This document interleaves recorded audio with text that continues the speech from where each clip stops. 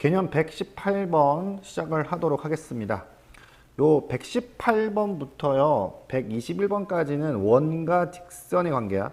우리가 이 전 단계에서는 원의 어떤 정의, 그 다음에 그걸 가지고 어떻게 좌표에 올렸고 이런 것을 살펴봤는데 18번부터 25번까지는 원과 직선의 관계고요. 그 다음은 원과 원의 관계인데, 그러면 원과 직선의 관계는 어떻게 얘기를 하냐면 보통도 이렇게 얘기합니다.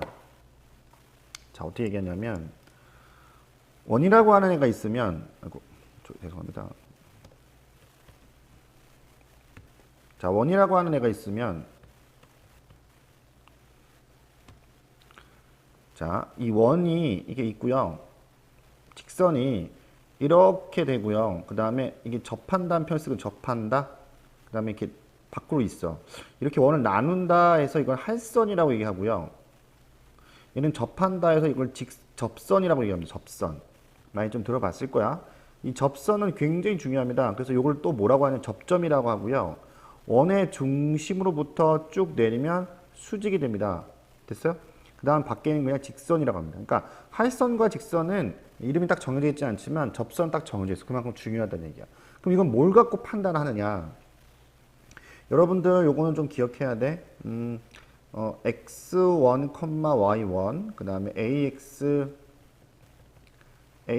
플러스 by 더하기 c가 있었을 때 점과 직선 사이 거리 d, a제곱 플러스 b제곱 절대값 씌워주시고요. 이렇게 정리한다고 좀 기억을 해. 잘 쓰이니까 원에선 특히나 많이 써요. 그러면 얘도 이제 이 방식으로 하는 거예요. 원의 중심이 있다면 원과 직선 사이 거리를 d라고 놓고요. 반지름 r이라고 놨을 때 할선은 d가 r보다 작아지고요. 접선은 같아. 이게 d는 r 되게 유명합니다. d는 r. 여도 d는 r. 그 다음에 이거는 반대겠죠. 그러니까 이 모양만 갖고도 우리가 뭐야? 접선인지 할선인지 직선인지 확인할 수 있다는 얘기야. 괜찮겠어? 그래서 결국에는 어떤 거라고요? 아, 원하고 직선은 어떤 관계다? 원의 중심, 예를 들어서 이렇게 원이 있다고 가정하고요.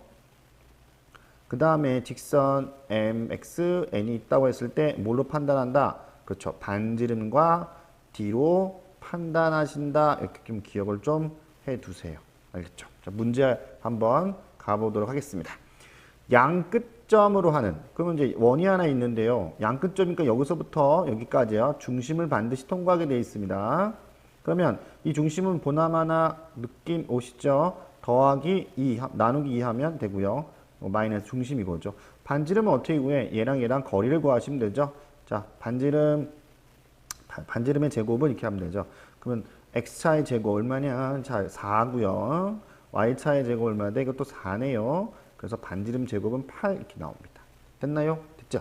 그랬을 때 이 직선과 만나지 않을 때, 그럼 어떤 얘기야? 아, 원이 있고요. 만나지 않는다는, 이렇게 된다는 얘기고, 이거 어떻게 해석하신다고 했었어? 원점과 직선 사이 거리, 곧 d를 구하고, r을 구해서요.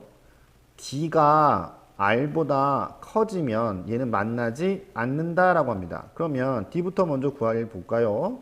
d는 이렇게 제곱 2 들어가죠? 얘랑입니다. 중심이니까, 그지? 그러니까 2가 되고요. 넘어와서 곱하면 플러스 1이 됩니다. 이거 공식 위에 선생님 써놨으니까 한번 참고해. 이거 하고요. 반지름은 루트 뭐가 돼? 8 되네, 그치?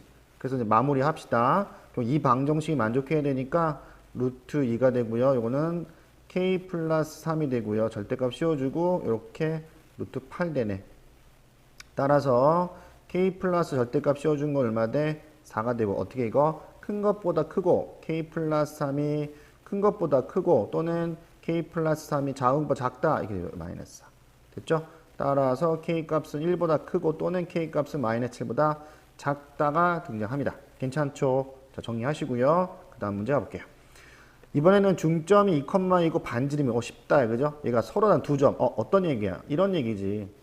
원이 있고요. 그 다음에 직선이 있는데 두 점 만난데 무슨 할선.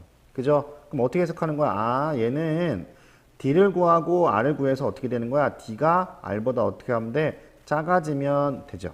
그럼 d는 간단하게 구할 수 있죠. 어떻게 구합니까? 정리하시면 루트 적어주시고요. m제곱 플러스 1이 되고요.